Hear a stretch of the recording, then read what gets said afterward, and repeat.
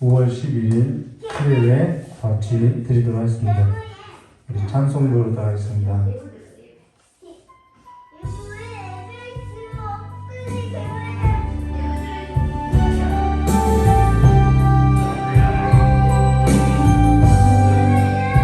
언제나 강물 같은 주의 은혜로 내 영혼 새롭게 빛는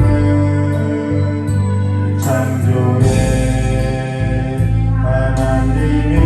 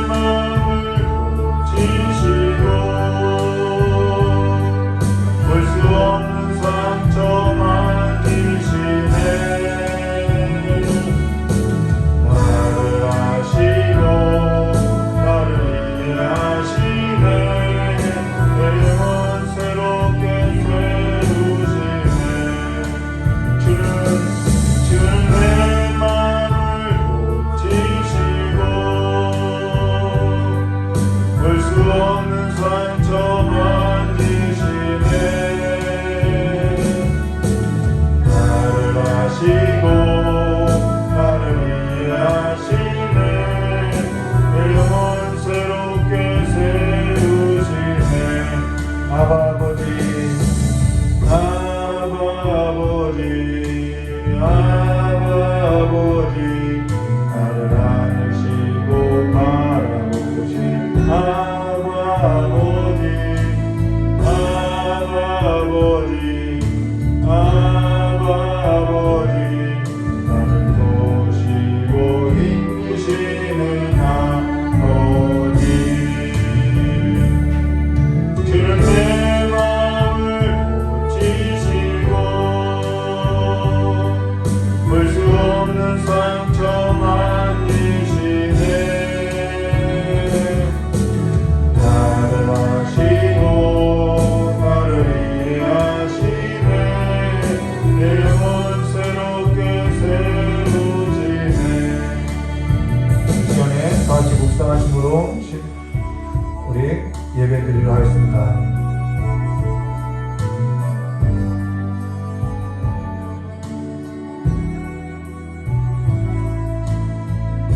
주신 하나님 아버지, 우리 귀한 성도님들 모든 삶 가운데 성령 하나님께서 그리스도 예수 안에 있는 그 아버지를 향한 그 사랑이 무엇인지 깊이 아는 삶으로서 일으켜 주셔서 오늘도 그 하나님 아버지를 모시고 살아가는 그 삶의 기쁨이 무엇인지, 그 은혜가 무엇인지, 그 평강이 무엇인지, 그 하나님의 깊고 높은 그 하나님 아버지의 사랑을 깊이 아는 자들로서 살아갈 수 있도록 복을 내려주시옵고, 오늘도 주님의 그 그리스도의 보혈을 힘입어서 아버지 앞에 나왔사오니 우리의 모든 허물을 덮어주시옵고, 온전히 주님만을 바라보고 주님을 따라 살아가는 귀한 삶이 될 수 있도록 주님께서 일으켜 주시길 간절히 원하오며 귀하신 예수님의 이름으로 축복하며 기도드리옵나이다.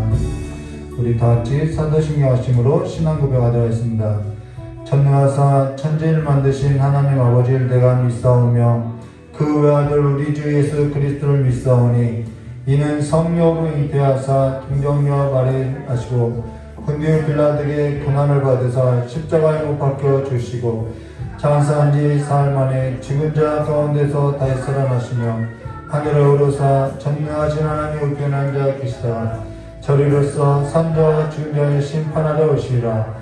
성령을 믿사오며 거룩한 공예와 성도와 서로 또한 것과 죄를 사하신 것과 몸이 다해 산 것과 영원히 산 것을 믿사옵나이다. 아멘. 우리 찬송 한 장 부르심에 하나님 말씀 나누도록 하겠습니다.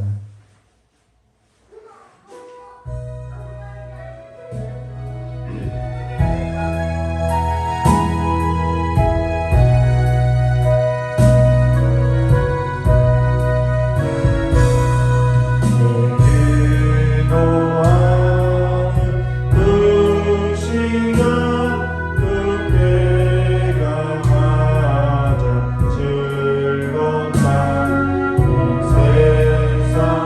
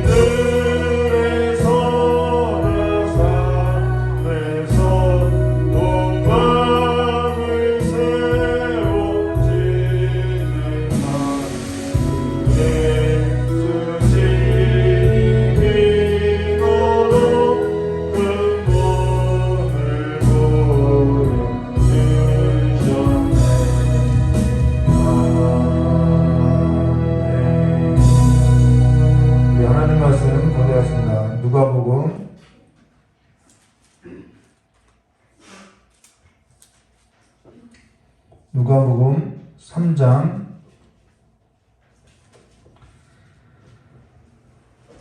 21절서부터요 23절까지의 말씀 함께 합독하도록 하겠습니다. 누가복음 3장 21절에서부터 23절 3절 우리가 함께 합독하도록 하겠습니다. 백성이 다 세례를 받을새 예수도 세례를 받으시고 기도하실 때에 하늘이 열리며 성령의 비둘기 같은 형체로 그의 위에 강림하시더니 하늘로부터 소리가 나기를 너는 내 사랑하는 아들이라 내가 너를 기뻐하노라 하시니라. 예수께서 가르치심을 시작하실 때에 30세쯤 되시니라. 사람들이 아는 대로는 요셉의 아들이니 요셉의 위는 헬리요. 아멘. 참 기도하도록 하겠습니다. 고맙고 감사하신 하나님의 아버지, 오늘 하나님의 말씀 앞에서 우리가 성령 하나님으로 말미암아 하나님의 그 계시적인 사건이 우리의 삶 가운데 우리의 영혼 가운데 일어나서 이제는 하나님의 백성으로서 살아갈 수 있도록 주님께서 역사해 주실 간절히 원하오며 이제는 뒤를 돌아보고 살아가는 것이 아니라 오직 장차 오실 하나님의 나라를 가운데 살아가는 삶이 될 수 있도록 주님께서 복을 내려주실 간절히 원하오며 겨우친 예수님의 이름으로 축복하며 기도드리옵나이다. 누가복음 3장 21절과 38절의 말씀으로 사람들이 아는 대로는 요셉의 아들이니 라는 제목으로 우리 함께 보자 했습니다. 여러분 오늘날에 사람들이 무엇을 진리라고 생각하냐면요, 사실을 가지고 진리라고 믿고 생각한다라는 거예요. 근데 사실하고 진리하고는 다르다라는 것입니다. 우리는 사실이면 다 진리라고 우리는 믿는다라는 것이죠. 근데 어떻게 해서 이것이 사실이 진리가 아닐 수 있느냐라고 하면요, 우리 욥기서를 보면은 욥이 고난을 받죠. 근데 욥이 고난받는 것은 사실이라는 것입니다. 근데 그의 친구들이 그 욥이 고난을 받는 그 사실에 있어서 해석하는 것은 진리가 아니라는 거예요. 그래서 이 역사적인 사실을 어떻게 해석하느냐에 따라서 그것이 진리가 되고 거짓이 된다는 것입니다. 그래서 왜곡된다라고 이야기한다는 것이죠. 성경도 마찬가지라는 거예요. 이단이나 교회나 다 성경에 있는 이 사실을 갖고 이야기한다라는 거예요. 근데 무엇이 다르냐면은 해석을 달리한다라는 것입니다. 그래서 그들이 거짓이고 또 교회 안에도 거짓된 것들이 있다는 것이죠. 그래서 우리가 이 하나님의 말씀, 이 역사적인 사실을 내가 어떻게 받아들이느냐에 따라서 이게 거짓이 되고 진리가 된다는 것입니다. 우리가 이것을 염두하고 오늘 이 본문 말씀을 좀 보도하겠습니다. 왜 이 얘기를 하냐면요, 역사적인 사실을 가지고 여러 다양하게 해석할 수 있다는 거예요. 근데 그것이 그 해석이 진리의 문제는 또 다른 문제임을 말해주겠다는 것이죠. 그래서 마태복음하고 누가복음하고의 그 역사, 그 족보가 다르다고 해서 이것이 사실이 아니다, 그러니까 거짓이다라고 이렇게 말을 하는데요, 사실하고 이 진리의 문제하고는 다르다라는 것입니다. 그럼 우리가 이 본문 말씀 보도록 하겠습니다. 사실 오늘 수요 예배 설교에 있어서 예수 그리스도에 관한 이 족보 얘기를 사실 건너뛰고 다니엘서를 하고 나서 바로 누가복음 4장으로 넘어가려고 했는데요. 누가복음 4장 1절부터 13절 그 예수 그리스도께서 받으시는 시험에 관해서 설교하려고 했는데, 근데 계속해서 누가복음 3장 23절과 38절에 기록된 이 예수 그리스도의 족보에 있어서 성령께서 계속 머물게 하더라는 거예요. 근데 사실 처음에는 부담이 됐다는 것입니다. 별로 할 얘기도 없고 뭐 여기에 나온 사람들을 제가 아는 것도 아니고, 그래서 이 사람들에 관해서 무슨 얘기를 할까 자료도 없고, 그래서 안 하려고 했다라는 것이죠. 근데 여기 기록된 사람들이 누구인지 알려고 한다면은 주석도 필요하고 성경 인물 자료도 필요한데, 사실 저는 그런 자료들이 많지 않아요. 그래서 사실 부담이 돼서 이걸 하지 않으려고 했다는 것입니다. 간혹 설교를 할 때 뭐 그런 자료들이 필요하기도 하지만요, 지금까지도 주석 없이 하나님의 은혜로 아무런 문제 없이 설교해 왔다는 것이죠. 근데 어찌됐건 이런저런 이유로 그리스도의 족보에 관해서는 설교하지 않으려고 했다라는 거예요. 근데 지난 수요 설교를 하고 나서 한 주 동안 다음 설교는 다니엘서를 하려고 마음을 먹고 있었는데 계속해서 성령께서 이 누가복음 3장 23절과 38절에 있어서 머물면서 저의 마음을 예수 그리스도 족보에 있어서 계속 고민하게 하고 생각하게 하고 머물게 하더라는 것이죠. 그래서 어쩔 수 없이 저 역시 며칠 동안 이 예수 그리스도의 족보에 있어서 이렇게 머무르게 됐다는 것입니다. 자, 그러고 나서 성령께서요, 월요일날 저녁 때쯤이었죠. 저의 눈을 열어서 한 가지 단어에 이렇게 주목하게 하시더라는 거예요. 그것이 오늘 저와 여러분이 나눌 23절과 21절과 23절의 내용이라는 것입니다. 우리가 함께 보도록 하겠습니다. 여기 누가복음 3장 23절과 23절부터 28절에 예수 그리스도의 족보가 있어야 왜 여기에 있어야 하는지에 관해서 깨닫게 해주셨다는 것이죠. 그리고 사실 여기 기록된 사람이 어떠한 사람인지 저 역시 낱낱이 알고 있지 못하다라는 거예요. 그리고 여기에 나와 있는 그 사람들은 사실 성경에 기록되어도 없는 사람들이라는 것이죠. 그러면은 저와 여러분이 지난 설교 때, 자, 누가복음 3장 1절과 14절에 세례 요한에게 임했던 하나님의 말씀에서 우리가 듣고 보았다라는 것입니다. 그러고 나서 무리가 세례 요한에게 임했던 그 하나님의 말씀을 듣고 어떠한 반응들이 있었느냐, 우리가 그것에 관해서 나눴죠. 그 무리들이 어떠한 반응들을 했냐면은, 그러면은 우리가 무엇을 하리까라는 그러한 반응들이 있었다는 것입니다. 그러고 나서 오늘 저와 여러분이 나눌 15절과 17절 말씀을 주목해 보시면요, 백성들이 바라고 기다림으로 모든 사람들이 요한을, 이 세례 요한을 말하죠. 요한을 혹 그리스도이신가 심중에 생각하니, 자, 여기 백성들이 세례 요한이 그들이 그렇게 모든 사람이 바라고 기다렸던 그리스도인가라고 마음에 생각하고 있었다는 것입니다. 근데 그때 16절에요. 요한이 모든 사람에게 대답하여 이르되 나는 물로 너에게 세례를 베풀거니와 나보다 능력이 많으신 이가 오시나니 나는 그의 신발끈을 풀기도 감당하지 못하겠느냐. 그는 성령과 불로 너에게 세례를 베푸실 것이요. 그래서 참 이 한국교회 성령 세례, 불 세례 이거 많이 했었죠. 자, 손에 키를 들고 자기의 타작마당을 정하게 하사 알곡은 모아 곡간에 들이고 쭉정이는 꺼지지 않는 불에 태우시라라고 했다는 것입니다. 근데 여기에 있어서는 저와 여러분이 여러 번 나눴다는 것이죠. 마태복음 전에 우리가 나눴던 마태복음 할 때도 나눴고요, 마가복음 할 때도 나눴고, 요한복음 할 때도 이미 나눴다는 것입니다. 여기 성령과 불세례는 무엇을 말하면, 불은 그 다음 구절에 나오죠. 17절에 손에 키를 들고 자기 타작마당을 정하사 알곡은 모아 곡간에 들이고 쭉정이는 꺼지지 않는 불에 태운다. 성령 세례와 불은, 이 불이라는 것은 심판을 말하고, 그러면은 성령 세례는 무엇이냐? 이 불로부터 심판을 받을 그 자리로부터 구원받은 자의 세례가 바로 성령 세례임을 말해줬다는 것입니다. 그래서 구원과 심판을 나타내는 것이 불과 성령으로서 세례를 베푼다라는 의미라는 것이죠. 더는 이제 이야기하지 않고 바로 넘어가도록 하겠습니다. 그리하여서 그는 성령과 불로 너에게 세례를 베푸실 것이요 라는 것은 우리가 여러 차례 무슨 뜻인지에 관해서 보아왔다는 것입니다. 자, 그러면요 18절과 20절 말씀 보도록 하겠습니다.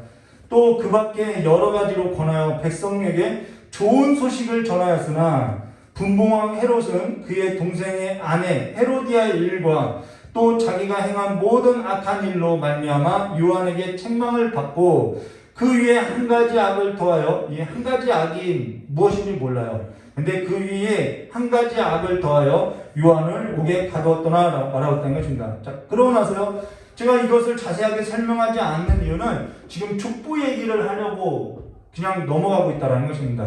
21절과 22절 말씀 보시면은 예수께서 세례 요한에게 있어 세례를 받았다는 것이죠. 여기 저와 여러분이 주목할 것이 뭐냐면은 지금 세례 요한에 관한 세례에 있어서 제가 그냥 이렇게 설렁설렁 넘어간 이유가 무엇이냐면은 21절과 22절 예수께서 세례 요한에게 세례를 받았다는 것입니다. 근데 여기 저와 여러분이 주목해야 할 것은 지금 세례 요한이 베푼 세례가 뭐냐? 물세례가 뭐냐? 지금 세례 요한이 그리스도이냐? 모든 사람들이 생각했던 것처럼 이 세례 요한을 지금 주목하고 있다라는 거예요. 그가 그리스도인이냐?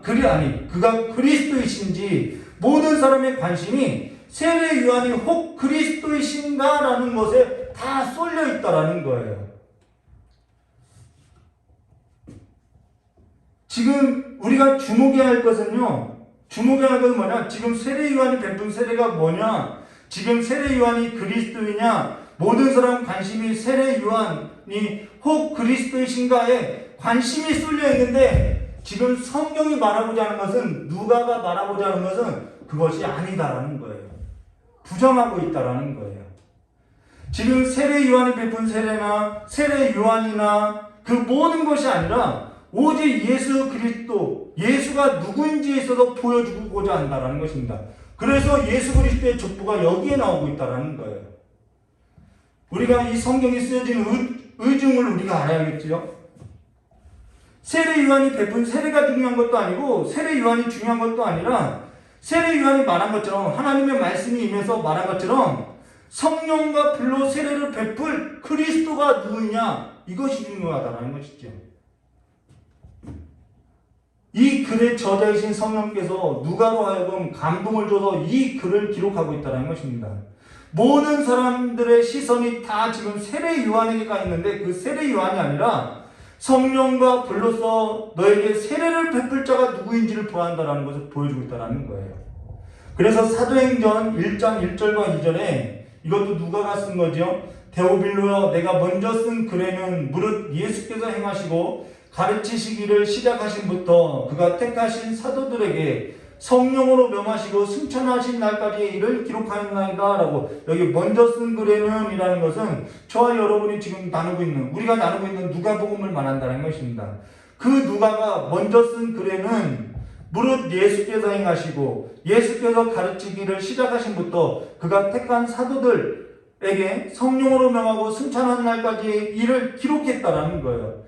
그래서 지금 가장 중요한 것이 무엇이냐면은 예수님께서 행하시기 시작하시고 가르치기 시작하실 때 바로 그 예수께서 성령과 불로서 세례를 베푸는 자임을 말해주고 있다는 거죠.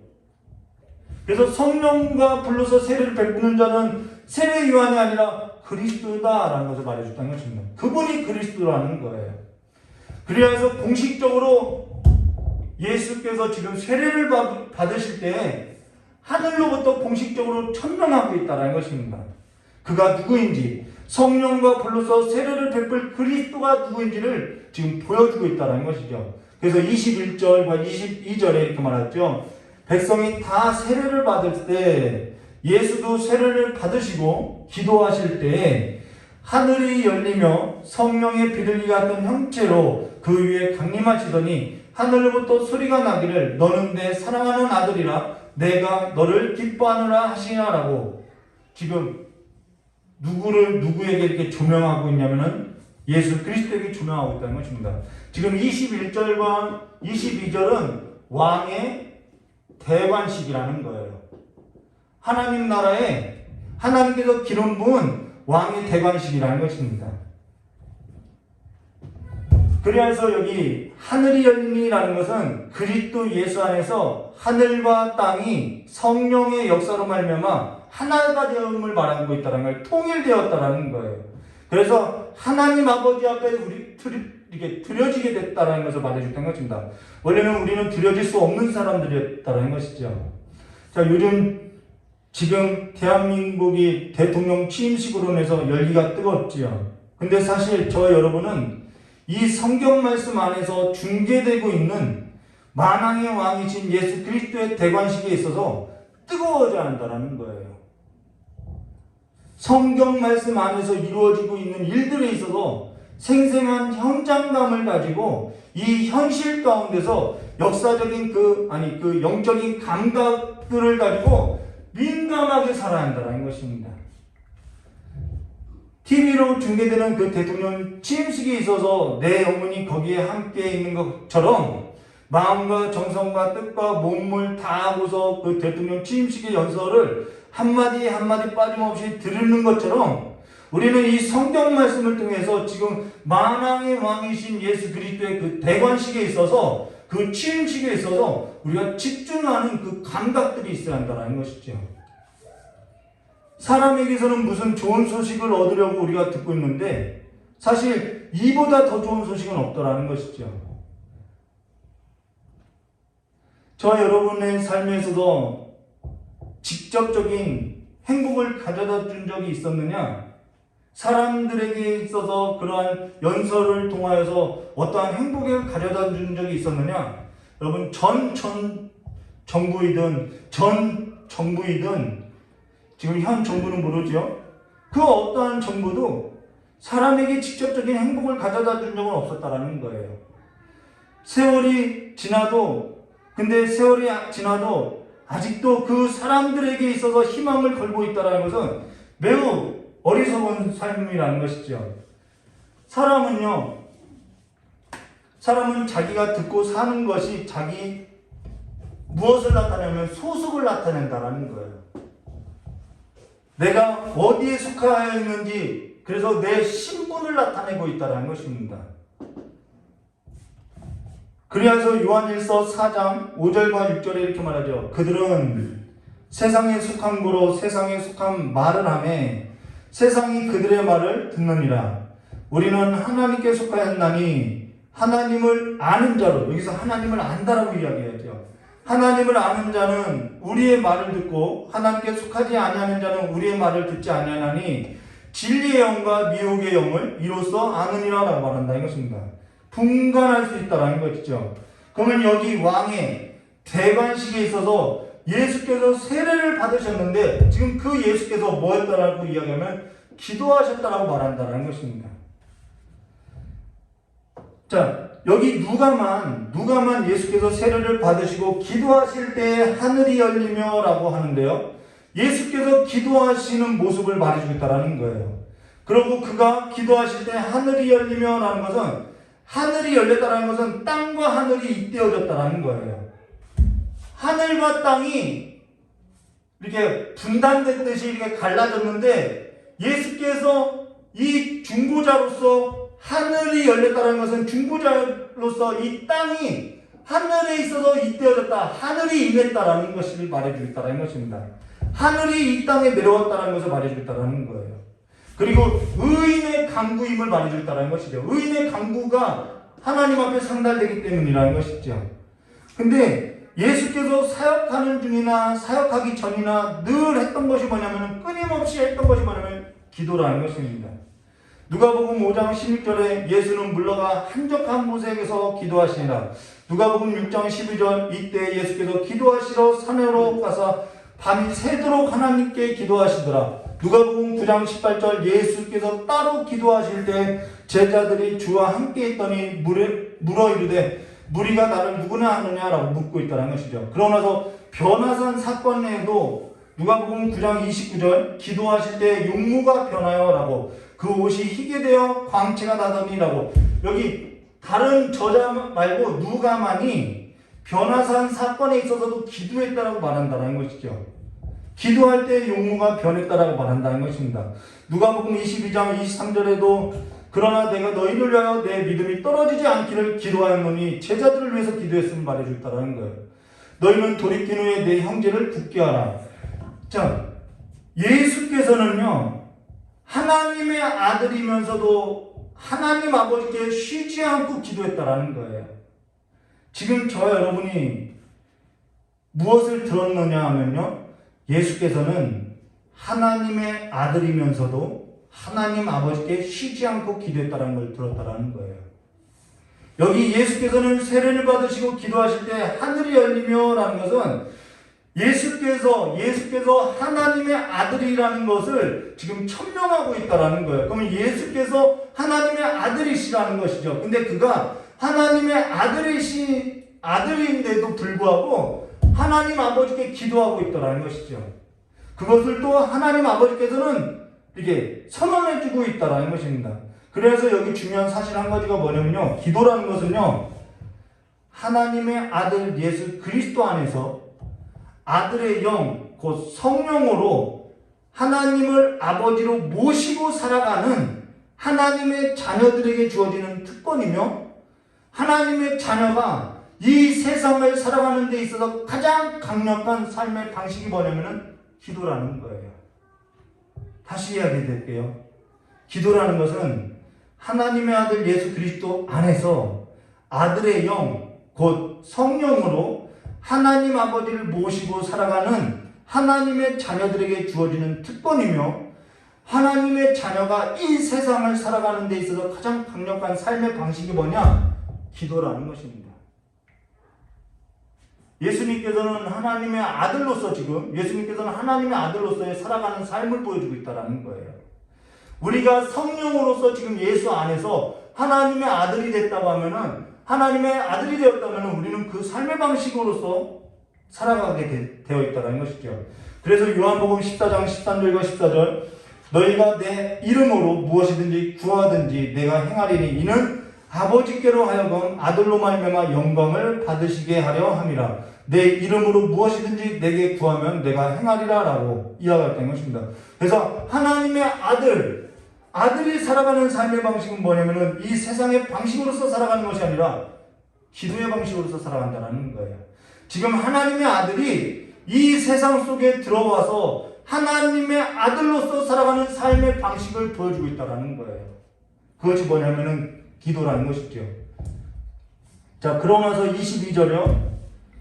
성령이 비둘기 같은 형체로 그 위에 강림하시더니 하늘로부터 소리가 나기를 너는 내 사랑하는 아들이라 내가 너를 기뻐하노라 하시니라 라고 말하고 여기 성령이 비둘기가 아니라 비둘기 같은 형체로 그 위에 강림하시더니 라고 비둘기 같은 형체라고 말하고 있다는 것입니다. 비둘기는 순교를 말한다고 성경에 말하고 있죠. 근데 창세기 8장 10절에서 11절 말씀 보시면은 노아의 홍수 때에 하나님의 심판에 의해서 온 지면이 물로 다 덮여서 물이 있었을 때 비둘기가 발붙일 곳을 찾지 못해서 방주로 돌아갔다라는 거예요. 그러고 나서 또 7일 후에 기다려 다시 비둘기를 방주에서 내놓으니 저녁 때 비둘기가 그에게로 돌아왔는데 그 입에 감람나무 새 잎사귀가 있는지라 이에 노아가 땅의 물이 줄어듦을 알았다라고 이야기하는데 여기 비둘기 잎에 뭐가 있었냐면은 감람나무 새 잎사귀가 있다고 하죠. 이거 예수 그리스도를 나타나고 있죠. 연한 순으로서요. 그러면서 물이 줄어들었다는 것은 곧 하나님의 심판이 거두어지고 하나님의 심판이 점점점 거두어지면서 저녁 때라는 것은 하루의 시작을 나타내는 것으로서 새 날이 시작되었다는 것을 이렇게 보여주고 있다는 것입니다. 새 역사의 시작을 보여주고 있다는 거예요. 그 비둘기가 물고 왔던 그 감람나무 잎사귀 그 상징을 통하여서 새날이 시작되었음을 보여주고 있다는 것이죠. 그래서 지금 비둘기 같은 형체로 보여준 것은 새 역사, 새 날을 시작할 것을 말해주고 있다는 거예요. 누구를 통해서? 예수를 통해서. 하나님의 아들 예수를 통해서 지금 새 역사를, 새 날을 시작하겠다라는 것을 말해주고 있다는 것입니다. 그러면서 하늘로부터 소리가 나기를 너는 내 사랑하는 아들이라 내가 너를 기뻐하노라 하시니라 라고 지금 하늘 아버지께로부터 소리가 있었다는 것입니다. 근데 히브리서 1장 4절과 5절 말씀에 그가 천사보다 훨씬 뛰어남은 그들보다 더욱 아름다운 이름을 기업으로 얻으심이니 하나님께서는 어느 때에 천사 중 누구에게 너는 내 아들이라 오늘 내가 너를 낳았도다 하셨으며 또 다시 나는 그에게 아버지가 되고 그는 내게 아들이 되리라 하셨느냐라고 한 번도 천사들이나 그 어떤 피조물에게 너는 내 아들이라 내 사랑하는 자라고 했던 적은 없다라는 거예요. 예수만이 하나님의 아들임을 말해주고 있다는 것이죠. 천사를 두고 한 적도 없다라는 거예요. 근데 저와 여러분이 하나님의 아들들이 되었다는 것입니다. 어떻게요? 그리스도 예수 안에서 그가 보낸 성령의 믿음의 역사로 저와 여러분이 하나님의 자녀가 됐다라는 거예요. 하나님의 아들들이 됐다라는 것을 말해주고 있다는 것이죠. 이를 증명하려고 이것을 지금 증명해서 나타내 보여주려고 지금 무엇을 쓰고 있냐면은 예수님의 세례 다음에 족보 얘기를 하고 있다는 것입니다. 그래서 족보 얘기가 끼어 있다는 거예요. 자, 그러고 나서요, 시편 우리 2편 1절과 12절 말씀 보도록 할게요. 어찌하여 이방 나라들이 분노하며 민족들이 헛된 일을 꾸미느냐. 이 이방 나라라는 것은 하나님을 아버지로 모시지 않는 나라를 가리켜서 이방 민족이라고 하죠. 이방 나라라고 하죠. 세상의 군왕들이 나서며 관원들이 서로 꾀하여 여호와와 그의 기름 부음 받은 자를 대적하며 우리가 그것을 맨 것을 끊고 그의 결박을 벗어버리지 않는다. 여기서 나오죠. 여호와와 그의 기름 부음 받은 자를 대적하여 그가 우리에게 메어준 것에 관해서 끊어버리고 그의 결박에서 벗어나자. 그분을 떠나서 살자. 자, 하나님과 하나님께서 기름 부음 받은 자를 떠나서 살아가는 삶이 뭐냐면은 죄라고 이야기한다는 것이죠. 그래서 하늘에 계신 이가 웃으시며 주께서 그들을 배우시라. 그때 분을 바라며 그래서 이 죄에 대해서 심판한다는 것이죠. 진노하사 그들을 놀라게 하여 이르시기를 내가 나의 왕을 내 거룩한 산 시온에 세웠다 하시리라. 내가 여호와의 명령을 전하노라. 여호와께서 내게 이르시되 너는 내 아들이라. 오늘 내가 너를 낳았도다. 바로 이 구절이라는 것입니다. 내게 구하라. 내가 이방 나라를 내 유업으로 주리니 내 소유가 땅끝까지 미치리라. 바로 저와 여러분이 이방 나라에 속해 있다가 바로 하나님의 사랑을 입어서 바로 그의 나라, 그의 소유가 됐음을 말해줬다는 것이죠. 내가 철장으로 그들을 깨뜨리며 질그릇같이 부수리라 하시는도다. 그런즉 군왕들아 너희는 지혜를 얻으며 세상의 재판관들아 너희는 교훈을 받을지어다. 여호와를 경외함으로 섬기며 떨며 즐거워할지어다. 그의 아들에게 입맞추라. 그렇지 아니하면 진노하심으로 너희가 길에서 망하리니 그의 진노가 급하심이라. 여호와께 피하는 모든 사람은 다 복이 있도다라고. 지금 복이 뭔지에 있어서 정의하고 있죠. 복이 뭐냐면은 그의 아들에게 입맞추고 살아가는 것이 복이라는 것입니다. 자, 그러고 나서 지금 예수 그리스도의 축복과 나오고 있다라는 거예요. 그러고 나서 예수께서 성령의 충만함을 입어 요단강가에 돌아가서 광야에서 40일 동안 성령에 이끌리시며 마귀에게 시험을 받으셨다고 하는데 그 마귀에게 시험을 받을 때 마귀가 한 말이 뭐냐면은 만일 내가 하나님의 아들이거든, 계속해서 하나님의 아들이거든, 이것을 말하고 있다는 거예요. 그러면 지금 예수께서 세례 요한에게 세례를 받은 것하고 지금 예수께서 성령의 충만함을 입어 광야에서, 우리가 나중에 볼 거죠, 광야에서 40일 동안 성령에 이끌리시며 마귀에게 시험을 받았던 것, 그 모든 것이 지금 예수 그리스도의 족보, 지금 그 사이에 예수 그리스도의 족보가 끼어져 있는데 지금 무엇을 강조하기 위해서 예수 그리스도의 족보가 끼어져 있느냐? 예수가 하나님의 아들이라는 사실에 관해서 이야기하고 있다는 거예요.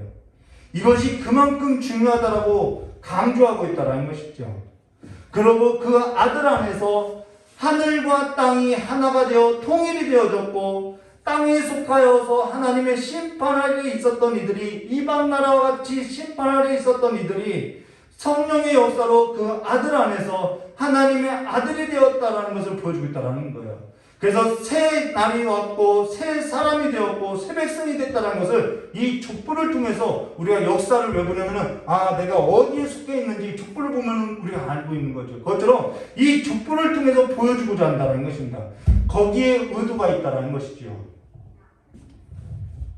그래서 예수 그리스도의 족보에서도 우리 23절 말씀 보시면 이렇게 말씀하세요. 야, 언제 이 족보를 다 하냐? 저도 다 못해요. 여기 있는 사람, 아는 사람 몇 명 안 돼서 다 못해요. 그래서 금방 끝날 거예요. 이 3절 말씀 보시면요, 예수께서 가르치시기를 시작할 때에 30세쯤 되시니라. 사람들이 아는 대로 요셉의 아들이니 요셉의 위는 헬리오라고 이야기하고 있는데요. 그러고 나서 24절에서부터 31절에 있어 31절 말씀 보시면요, 그 위는 멜레아요, 그 위는 멘나요, 그 위는 마따다요, 그 위는 나단이요, 그 위는 다윗이요라고. 여기 그 위는 나단이요 그 위는 다윗이라고 이야기한다는 것입니다. 근데 일부 학자들은 이 마태와 달리 누가는 원래 다윗의 아들이 누구냐면은 솔로몬이라는 것입니다. 마태복음의 족보에 따르면요. 근데 누가복음의 족보에 따르면은 지금 다윗의 아들이 누구냐면 나단이라고 나온다라는 거예요. 이게 누가 족보 있죠. 그래서 일부 학자들은 마태와 달리 누가는 다윗의 아들 솔로몬이 아니라 나단이라고 하여서 이것이 마리아 족보라고 이야기한다라는 거예요. 그러나 마태와 달리 누가의 족보에는 여성이 없다라는 것입니다. 왜 여성이 없느냐면은 마태는 여성들이 나오는데 누가에는 여성이 나오지 않는다라는 것입니다. 남성들만 나온다라는 거예요. 왜냐하면은 여성들은 유대 종교, 법적인 유대 종교를 따르게 되어 있다라는 거예요. 그럼 남성은 무엇을 따르게 되냐면은 법적인 가정법을 따른다라는 거예요. 즉 여성은 그래서 엄마가 유대인이면은 유대인이라는 거예요. 엄마가 유대인이 아니면 유대인이 아니라는 것이죠. 아빠가 유대인이라고 해서 유대인이 되는 것이 아니라 종교를 따르려고 하면 엄마가 유대인이어야 유대인이 된다는 것입니다. 그런데 법적으로는 누가 그 가장이냐? 가정법에 있어서는 남성이 뭐냐면 법적으로 아빠가 된다는 것이죠. 그래서 지금 누가는 마태와 달리 여성을 쓰지 않았던 이유가 어디냐면요. 마태는 여성으로 썼던 것은 그가 종교로서 유대교로서의 왜 유대인한테 썼으니까 그렇게 이야기한 거죠. 근데 누가는 왜 남성들만 썼냐면은 지금 이것이 하나님의 아들 예수로서 이것이 뭐라는 거예요? 하나님의 가족 구성원이라는 것을 강조하기 위함이라는 거예요. 그래서 법적인 가족 구성원을 강조하기 위해서 이것을 썼다라는 것이죠. 그래서 여기 말씀해 보시면은 그 위에 이 단어가 사실 기록되어 있지 않는데 번역됐다라는 것입니다. 우리 성경 말씀 보면 그 위에 이렇게 있다라는 것이죠. 그러면 어째서 그 위에라는 단어가 없는데 이렇게 번역되었느냐? 이것은요, 한국에 만연된 유교적인 사고 때문에 그 위에라는 단어가 번역되어 있다라는 거예요. 한국에 만연된 유교적인 사상 때문에 이것이 번역됐다라는 것입니다.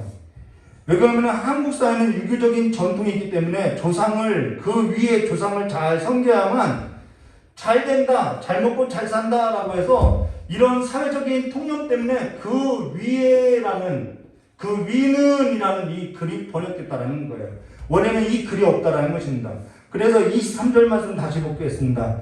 예수께서 가르치심을 시작하실 때 30세쯤 되시니라. 사람들이 아는 대로는 요셉의 아들이니 요셉의 위는 헬리오가 아니라 요셉 콤마 헬리오라는 것이 헬리오라는 것이 원문이라는 것이죠.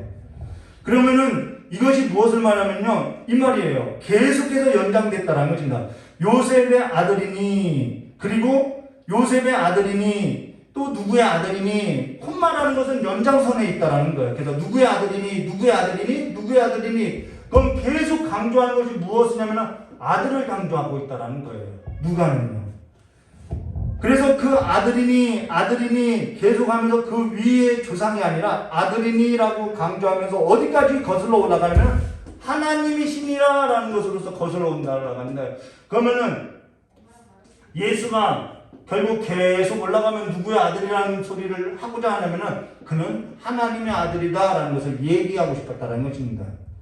하나님의 아들, 하나님의 가족 구성원, 하나님의 아들을 강조하고 싶었다라는 거예요. 근데 한국 유교사회라는 것이 조상을 잘 섬겨야 잘 먹고 이게 잘 살 수 있다라는 그 사회적인 통념 때문에 그 풍수지리와 이게 세속적인 그런 기복신앙과 어울려서 이것이 그렇게 변질됐다라는 것이죠. 그래서 자녀 교육도 조상을 잘 섬겨야 예의범절을 따져야만 잘 먹고 잘 산다라고 그렇게 교육했다라는 것입니다. 그러면은 어째서 우리가 조상을 잘 섬겨야 하느냐? 왜 자녀들을 그렇게 조상들을 섬기도록 이렇게 했느냐? 내가 잘 먹고 잘 살라고요. 그 이유라는 거예요. 그래서 사실상 자녀 교육도 사실상 자녀나 자손에게 있는 것이 아니라 잘 먹고 잘 사는 데에 목적이 있는 것이 한국 사회 문화라는 거예요. 인정하지 않으려고 하시는데요. 그래서 후자손에 관해서 우리 다음 세대에 관해서 모든 문화와 경제와 그러한 것이 별로 제도적으로 개선되어지는 것들이 없다라는 거예요.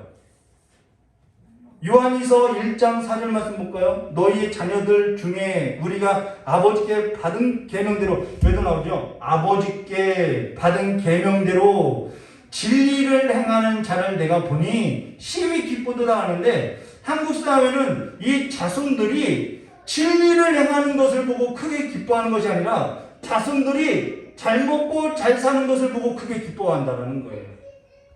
그래서 모든 그 정치나 그 문화나 이 모든 그러한 사이클이 어떻게 들어가냐면은 잘 먹고 잘 사는 것에 목적이 있다라는 거예요. 그러다 보면 어떻게 되느냐?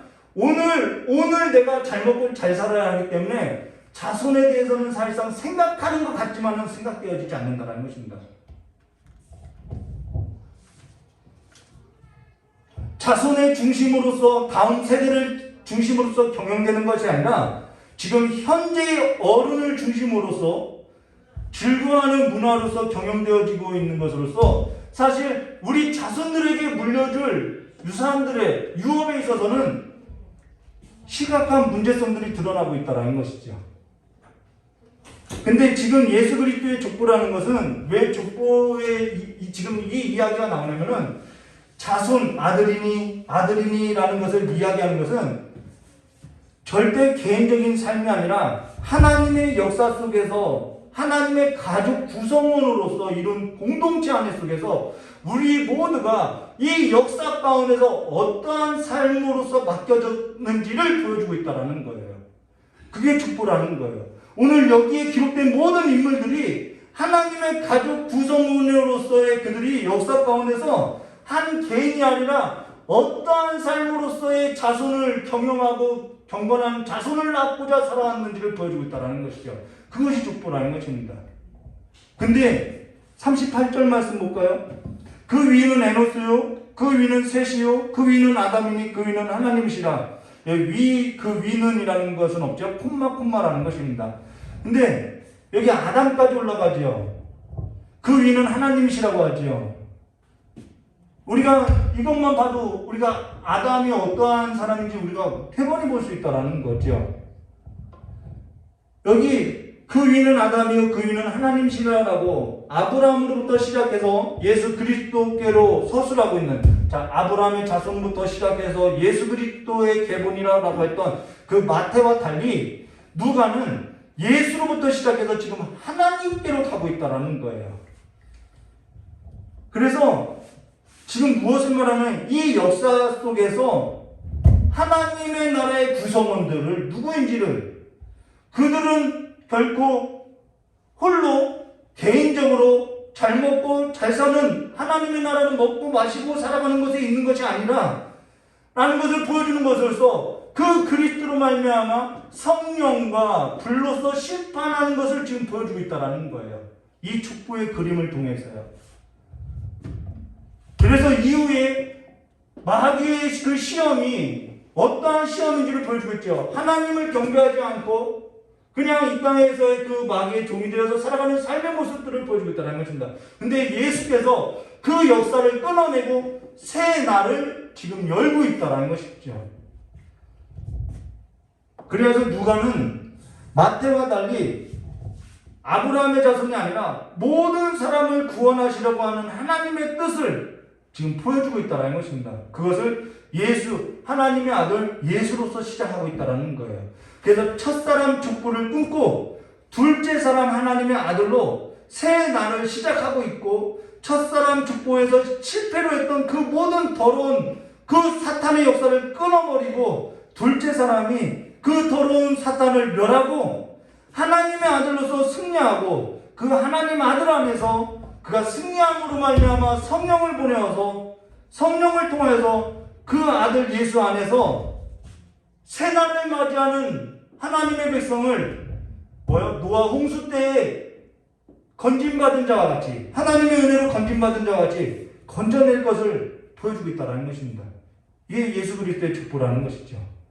그래서 고린도전서 15장 45절과 49절의 말씀을 보시면은 이 우리가 부활장이라고 하죠. 생명의 부활장이라고 하는 곳을 보면 이렇게 말씀하세요. 기록된 바 첫사람 아담은 생명이 되었다 함과 같이 마지막 아담은 살려주는 영이 되었나니 그러나 먼저는 신령한 사람이 아니요 육의 사람이요 그 다음은 신령한 사람이니라. 첫사람은 땅에서 났으며 흙에 속한 자이거니와 둘째 사람은 하늘에서 나셨느니라.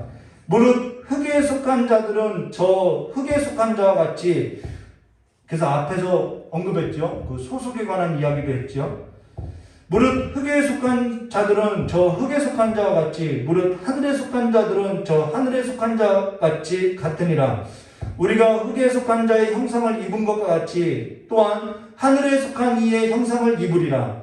형제들아, 내가 이것을 말하노니 혈과 육은 하나님의 나라를 이어 받을 수 없고 또한 썩는 것은 썩지 아니하는 것을 유업으로 받지 못하느니라 라고 이야기하고 있다는 것이죠.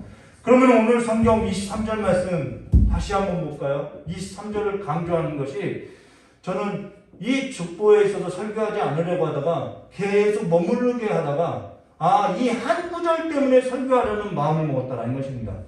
23절 말씀 보도록 하겠습니다. 예수께서 가르치심을 시작하실 때 30세쯤 되시니라.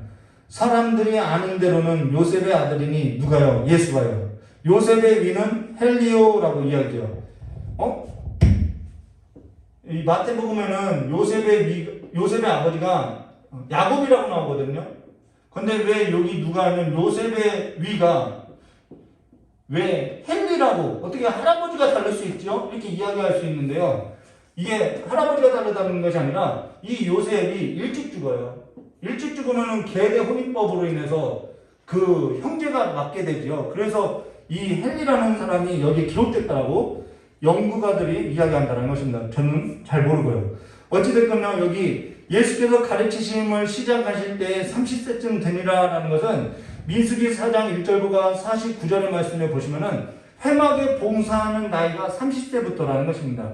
그래서 이런 의도적으로 이렇게 이야기하고 있다는 것이죠. 근데 오늘 저 여러분이 주목할 것이 뭐냐면은 여기 23절에 사람들이 아는 대로는 요셉의 아들이니 요셉의 위는 헬리오라고, 이거 뭐라고 하죠? 사람들이 아는 대로는 요셉의 아들이라고 말하고 있다는 것입니다.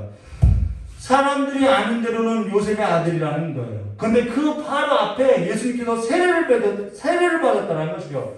모든 사람들이 심중에 세례 요한에게 주목하고 있을 때 예수님께서 하나님의 음성으로서 하나님께서 성령을 통해서 그가 하나님의 아들이다라는 것을 천명했다라는 거예요. 그런데 족보를 보는데 족보를 보아도 사람들이 아는 대로는 요셉의 아들이니 요셉의 위는 헬리오라고 이야기하고 있다는 것이죠. 오늘 저와 여러분은 예수를 사람들이 아는 대로는 요셉의 아들이니 정도로 이해해서는 안 된다는 거예요. 예수 그리스도가 기독교의 창시자 정도로, 종교 어떠한 이 기독교를 창조해낸 창시자 정도로 알고 있고, 여러 성인이나 여러 선지자 중 한 사람으로 알고 있고, 그냥 사람들이 아는 대로 요셉의 아들이니 정도로 알고 있어서는 안 된다는 거예요. 오늘 저 여러분이 알아야 할 것은 지금 역사적 사실을 알고 있는 것이 믿음이 아니라는 거예요. 모든 사람이 예수가 하나님의 아들이라는 사실을 요즘은 다 알고 있어요. 예수 하나님의 아들이지. 근데 그 사실을 알고 있는 것이 진리에 속하였다고 할 수 있느냐? 앞서서도 언급했죠. 사실이 진리를 믿는 믿음은 아니라는 거예요. 당시에 예수가 요셉의 아들이라는 것을 모든 사람들이 다 알고 있었다는 것이죠. 모든 사람들이 아는 대로 요셉의 아들이니 라고 말하고 있다는 것입니다. 사실을 아는 것이 진리가 아니라 진리를 믿는 것이 믿음이라는 거예요. 마가복음 3장 11절과 12절 말씀에도 이런 말씀 있죠. 더러운 귀신들이 어느 때든지 예수를 보면 그 앞에 엎드려 부르짖어 이르되 당신은 하나님의 아들이니라. 귀신들도 알아요. 예수께서 자기를 나타내지 말라고 많이 경고하시더라. 더러운 귀신들도 어느 때든지 예수를 보면은 그 앞에 엎드리며 부르짖으면서 당신은 하나님의 아들입니다. 라고 이야기했다라는 거예요. 이게 사람들이 아는 거라는 것이죠. 야고보서 2장 19절 내가 하나님 한 분이신 줄 믿느냐? 잘하는도다. 귀신들도 믿고 떠드니라. 아, 헛되한 사람아, 행함이 없는 믿음은 헛것인 줄을 알지 못하느냐? 라고 말하고 있다는 것이죠.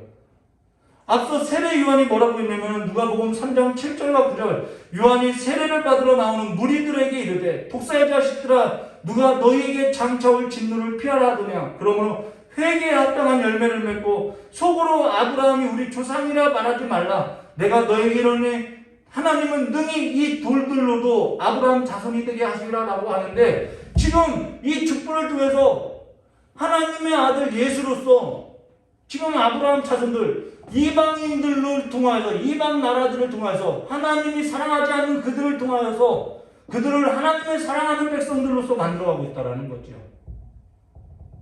세례 요한이 베푸는 세례가 중요한 것이 아니라 그리스도께서 성령과 불로 베푸실 세례가 중요하다는 것입니다. 그리스도께서 보내신 성령으로서 세례를 받은 자는 그 아들의 영으로 말미암아 하나님의 자녀가 되었으며 그 아들의 영으로 말미암아 함께 그리스도의 영과 함께 하나님의 심판으로부터 일으킴을 받아서 그리스도와 함께 지금 어디에 잇대어서 살아가는 거예요? 에베소서 2장에도 말씀한 것처럼 하늘에 잇대어서 하늘에 속한 자의 형상을 입고 하나님 앞에서 살아가는 삶을 살아가고 있다는 것이죠. 그것이 이 말씀의 사실이 내게 있어서 진리로서 해석된 삶이라는 것입니다.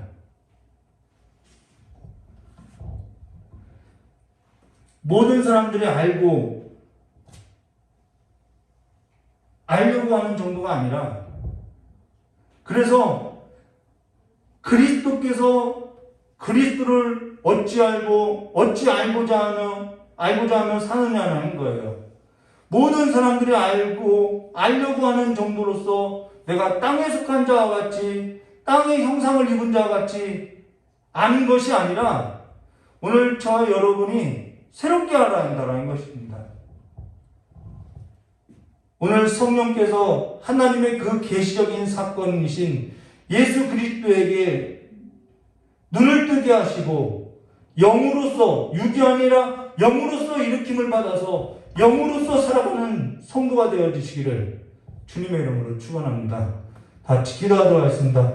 고맙고 감사하신 하나님 아버지, 이제는 성령과 불로서 세례를 베푸시 그리스도가 누구인지, 예수가 어떠한 분인지, 더욱더 예수를 통하여서 하나님 아버지를 알아가는 삶은 무엇인지, 하나님의 자녀로서 살아가는 삶이 무엇인지, 이제는 우리가 새롭게 새날을 맞이하고 새 백성으로서 살아가는 삶으로서 이제는 노아 홍수 때 하나님의 심판을 받아서 물 가운데 다 죽임을 당했던 그 죽어있던 영혼들과 같은 삶이 아니라 하나님으로부터 불로부터 건짐을 받고 일으킴을 받아서 새 날과 새 백성으로서 살아가는 자들로서 하늘에 잇대어서 하늘에 속한 자의 형상을 입고 하나님 아버지 앞에 살아가는 삶이 될 수 있도록 복을 허락하여 주시길 간절히 원하오며, 날마다 우리의 평생의 소원이 날마다 주님을 더 알아가는 삶이 될 수 있도록 저 역사해 주시길 간절히 원하오며,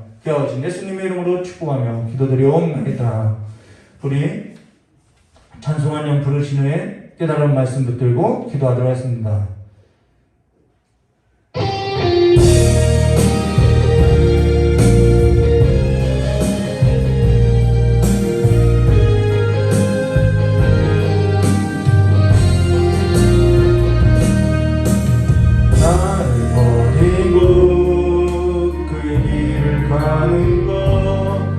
세상 그 무엇보다 어려운 내려놓음 내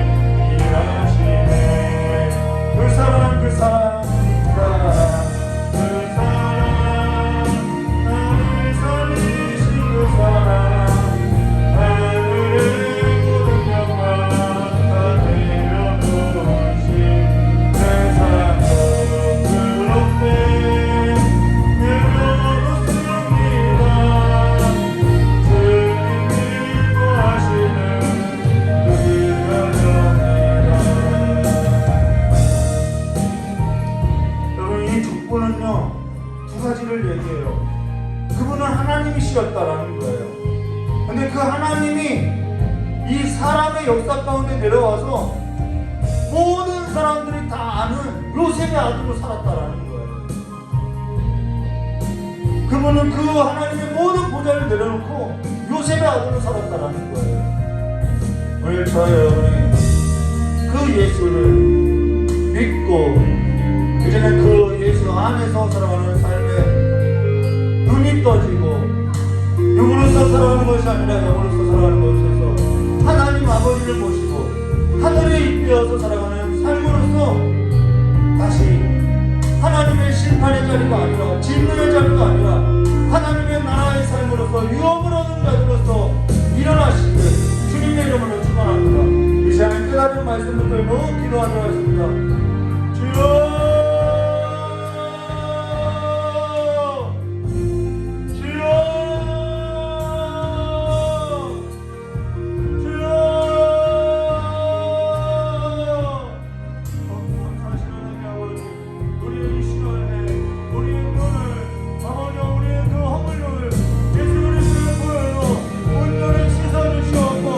하나님의 아들로서 하나님의 자녀로서 하나님의 나라에 입되어서 살아가는 삶으로서 다시 한번 일으켜주시길 간절히 원하옵나이다. 이제는 물 가운데 아버지의 물속에 아버지가 수장되어서 죽어가는 저 애국병을 가지고 같이 살아가는 것이 아니라 하나님의 나라를 위해서 오셔서 그리스도께 속하여서 마른 땅으로서 하나님의 인도하심을 따라서 하나님의 영의 인도함을 따라서 살아가는 하나님의 자녀들로서 일으켜 주시옵고 이제는 우리의 모든 삶이 하나님의 자손으로서 이 땅 가운데 하나님의 나라를 위함으로써 아버지의 인도해서 살아가는 삶으로서 살아갈 수 있도록 주여 역사해 주시길 간절히 원하옵나이다. 내 한 사람 먹고 마시고 사는 것이 아니라 세상 나라의 그 중심에 두고 살아가는 것이 아니라 하나님의 나라의 중심으로서 아버지의 마음과 아버지의 시선을 두고 하나님의 백성들로서 한 명은 한 영혼을 하나님의 자녀로 품고 아버지가 세우는 삶으로서 아버지가 살아갈 수 있도록 우리의 삶이 하나님 아버지 앞에 드려질 수 있도록 주여 역사해 주시옵고 아버지의 많은 교회가 하나님의 백성으로서 하나님의 나라로서 일으켜지게 해주시길 간절히 원하오며 귀하신 예수님의 이름으로 축복하며 기도드리옵나이다. 하늘의 모든 영광 받으려 오신 세상도 그렇게 내려놓습니다. 주님 기뻐하시는 위하여입니다.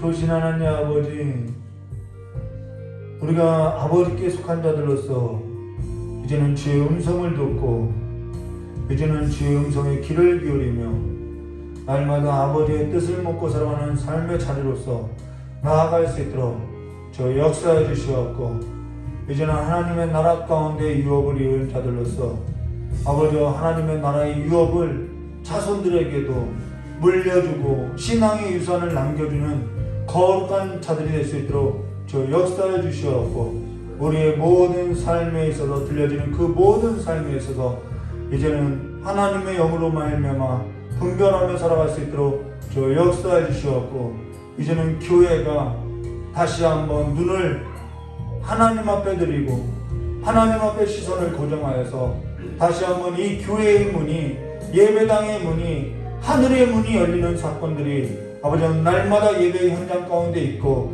우리의 삶의 자리에 있고 한적한 곳에서 기도할 때 따로 시간을 내서 기도할 때마다 하늘의 문이 열리고 하나님의 나라의 역사들이 보여지는 하나님의 계시적인 사건들이 일어나는 거룩한 역사들이 우리의 삶 가운데 이루어져서 우리의 삶이 하나님의 나라의 역사 가운데 한 부분을 맡은 자들로서 살아갈 수 있도록 저 역사해 주시길 간절히 원하오며 오늘 이 시간에 아버지 앞에 마음을 드리고 아버지 앞에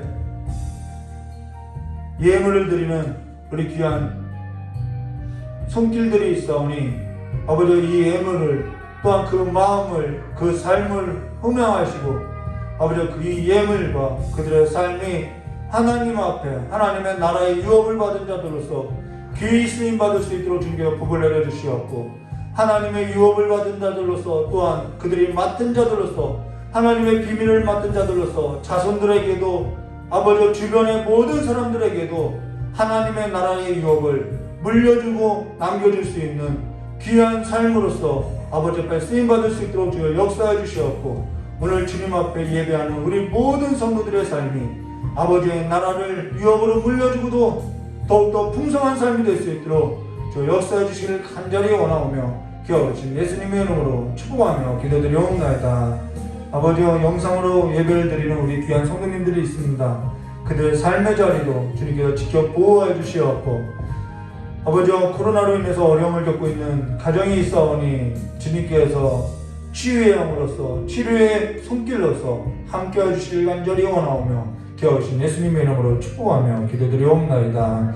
우리 주기도문으로 수예배를 마치도록 하겠습니다. 하늘에 계신 우리 아버지여, 이름이 거룩히 여김을 받으시며 딸의 마옵시며 뜻이 하늘에서 이루어진 것 같이 땅에서도 이루어지라.